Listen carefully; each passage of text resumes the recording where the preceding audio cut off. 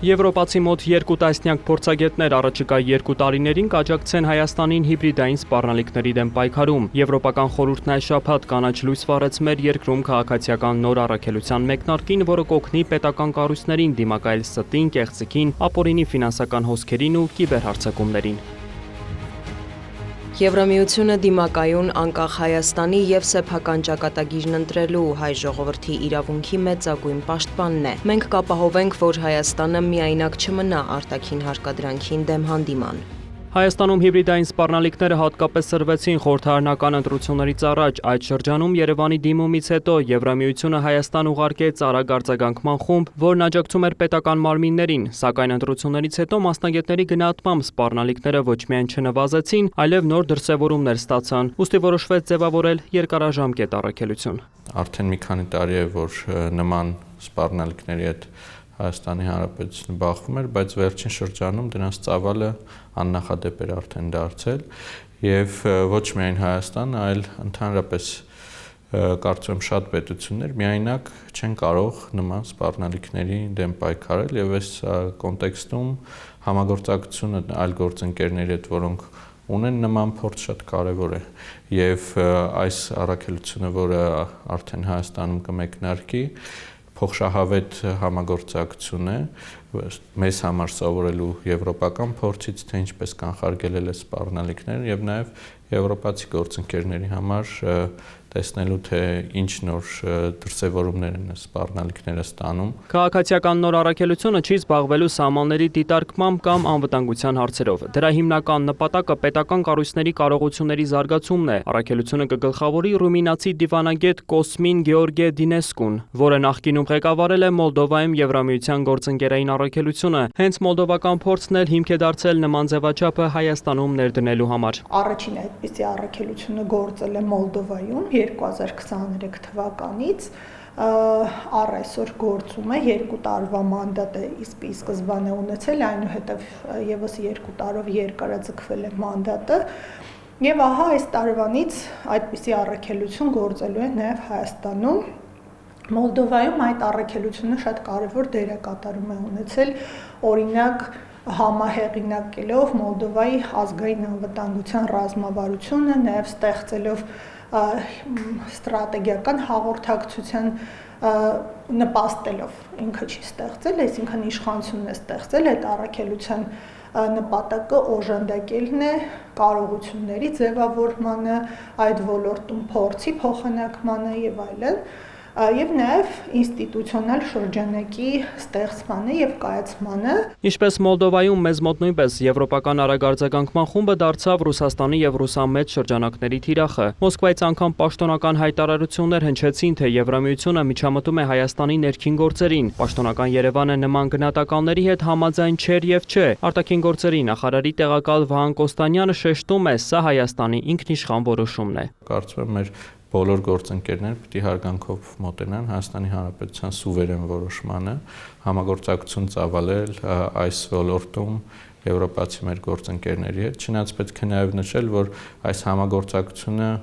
ընդհանրապես հիբրիդային սպառնալիքների դեմ պայքարը չի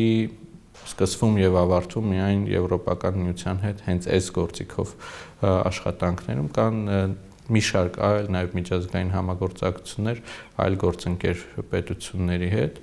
տարբեր ուղղություններով, թե կիբերանվտանգության, թե ապօրինի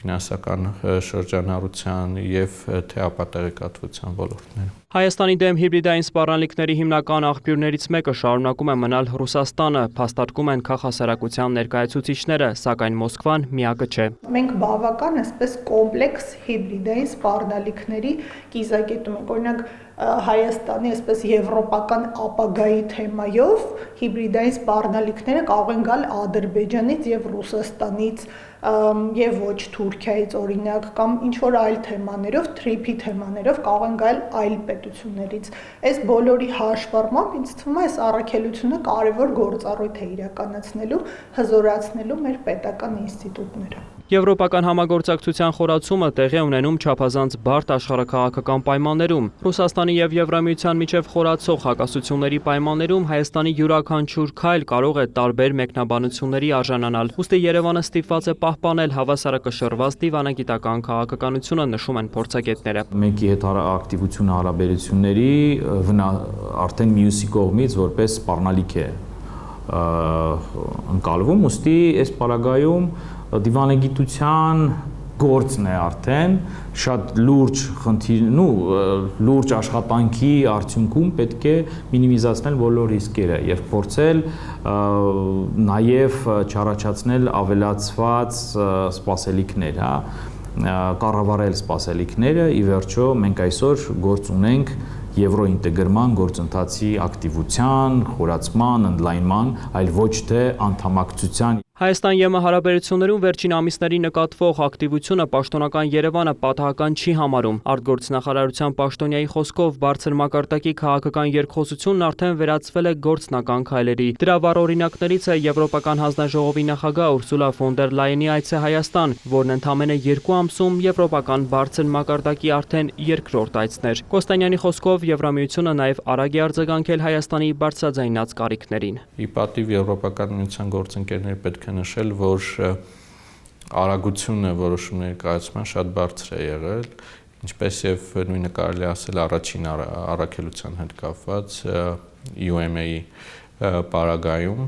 երբ կոնկրետ Հայաստանի Հանրապետության կողմից եղել է խնդիրը, բարձրաձայնվել է կարիքը, որը ունենք, Եվրոպական միությունը բավականին արագ է արձագանքել դրան։ Հայաստանում տարիներ շարունակ գործող ԵՄ սահմանային դիտորդական առաքելությունն ու այս նոր քաղաքացիական առաքելությունը տարբեր մանդատներ ունեն եւ լուծում են տարբեր խնդիրներ, նշում են փորձագետները, դրանք միմյանց չեն փոխարինելու։ Այստեղ նաեւ շատ կարեւոր է, որ մենք կարողանանք տարանջատենք առաջին առաքելությունը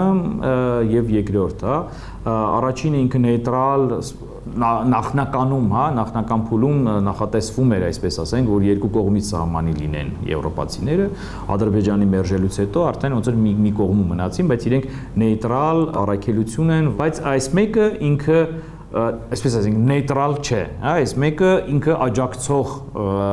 գործընկերային առաքելություն է։ Այսպիսով ԵՄ նոր առաքելությունը Հայաստան կբերի փորձ, գործիքներ դիմակայելու այն սպառնալիքներին, որոնք հաճախ տեսանելի չեն, բայց կարող են ոչ պակաս վտանգավոր լինել պետության համար։